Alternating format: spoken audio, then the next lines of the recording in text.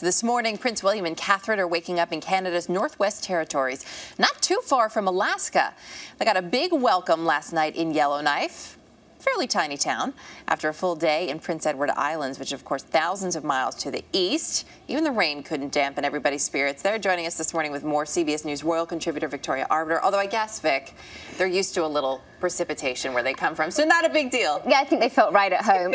Kate even declined an umbrella at one point, so that's how normal it felt. Which is nice. They had a jam-packed day yesterday. I would venture to say the highlights were the water birding, which was William landing the helicopter, and then of course the dragon boat race. Absolutely. I think actually yesterday was my favourite day on the tour so far. We saw a much less formal, much more relaxed side to the couple. William had specifically requested to go waterboarding. It's an art form that the Canadian Air Force has perfected, and you can't really do it anywhere else in the world. He very successfully took off and landed his Sea King helicopter on the lake, while Kate took pictures. She's got the world's press watching, but she was busy taking pictures and waving to her husband. And then the dragon boat race. Kate has talked about how competitive the couple are, that they can't complete a tennis game because one of them is a sore loser.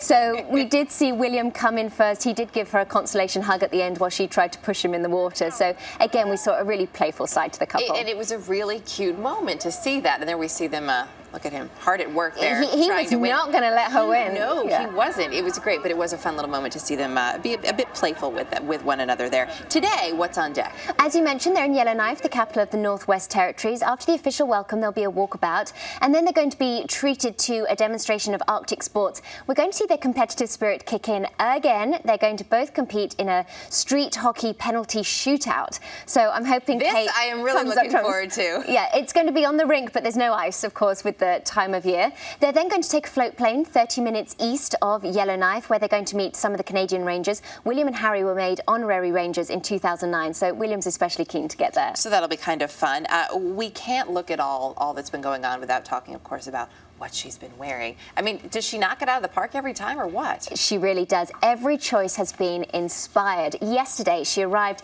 in Prince Edward Island in a nautical-themed dress, which bears a striking resemblance to a costume worn by the character Anne Shirley in the Anne of Green Gables television adaptation. A mistake? I think not. No. The blue, she's a big fan, apparently, as well, correct? A huge fan, yeah. That's right. The blue Erdem dress she wore in Quebec is the exact same shade of blue as the flag of Quebec. Yesterday, 4th of July, she was wearing J-brand jeans, an American designer on the 4th of July. Coincidence? Again, I think not. And when we look at the impact her fashion is making, the cream Joseph dress that she wore on Sunday sold out in 8 minutes. That's got to be a record. It must be a new record. It's amazing. Jeez, 8 minutes. I really need to get on these things a little quicker. Seriously. So once they're done with everything today, this is when they actually get their little break, starting late tonight into tomorrow. Is that right? Yes, they've got a well-earned 24 hours off. Tomorrow morning, they're going to fly to Alberta province. The press, their officials, the aides are all going on to Calgary to resume the tour on Thursday. But William and Kate have a whole 24 hours of downtime, of private time, and I think they're really going to enjoy that. Yeah, everybody could use a break at this point. There's so much speculation. It's bad enough when you get married and people say, so now that you're married, when are you having a baby? It's a million times worse when you're the princess. One little comment she made is being completely blown up, it seems. Completely blown up. I remember just after the wedding, Erica, you and I talked about the fact that Bump Watch was going to start immediately, and it's like every little snippet people are jumping on.